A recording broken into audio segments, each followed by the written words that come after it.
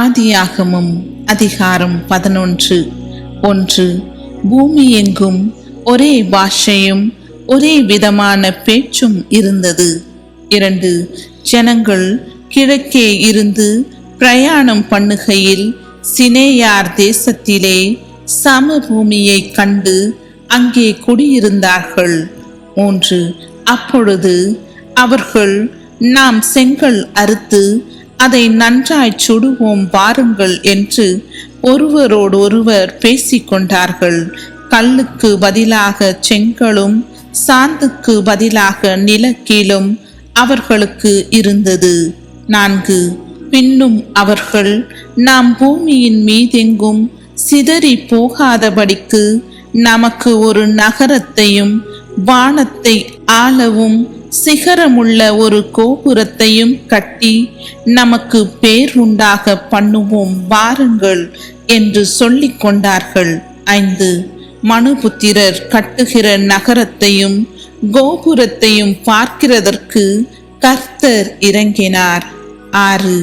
அப்பொழுது கர்த்தர், இதோ ஜனங்கள் ஒரே கூட்டமாய் இருக்கிறார்கள், அவர்கள் அனைவருக்கும் ஒரே பாஷையும் இருக்கிறது, அவர்கள் இதை செய்ய தொடங்கினார்கள், இப்பொழுதும் தாங்கள் செய்ய நினைத்தது ஒன்றும் தடைப்பட மாட்டாது என்று இருக்கிறார்கள். 7. நாம் இறங்கி போய் ஒருவர் பேசுவதை மற்றொருவர் அறியாதபடிக்கு அங்கே அவர்கள் பாஷையை தாறுமாறாக்குவோம் என்றார். 8. அப்படியே கர்த்தர் அவர்களை அவ்விடத்திலிருந்து பூமியின் மீதெங்கும் சிதறி போக பண்ணினார். அப்பொழுது நகரம் கட்டுகிறதை விட்டுவிட்டார்கள். 9. பூமி எங்கும் வழங்கின பாஷையை கர்த்தர் அவ்விடத்தில் தாறுமாறாக்கினபடியால் அதன் பேர் பாபேல் எனப்பட்டது. கர்த்தர் அவர்களை அவ்விடத்திலிருந்து பூமியின் மீதெங்கும் சிதறி போக பண்ணினார். 10. சேமுடைய வம்ச வரலாறு. ஜலப்பிரளயம் உண்டாகி 2 வருஷத்திற்கு பின்பு சேம் 100 வயதான போது அர்பக்சாத்தை பெற்றான். 11. சேம் அர்பக்சாத்தை பெற்ற பின் 500 வருஷம் உயிரோடிருந்து குமாரரையும் குமாரத்திகளையும் பெற்றான். 12. அர்பக்சாத் 35 வயதான போது சாலாவை பெற்றான். 13. சாலாவை பெற்ற பின் அர்பக்சாத் 403 வருஷம் உயிரோடிருந்து குமாரரையும் குமாரத்திகளையும் பெற்றான். 14. சாலா 30 வயதான போது ஏபேரை பெற்றான். 15. ஏபேரை பெற்ற பின் சாலா 403 வருஷம் உயிரோடிருந்து குமாரரையும் குமாரத்திகளையும் பெற்றான். 16. ஏபேர் 34 வயதான போது பேலேகை பெற்றான். 17. பேலேகை பெற்ற பின் ஏபேர் 430 வருஷம் உயிரோடிருந்து குமாரரையும் குமாரத்திகளையும் பெற்றான். 18.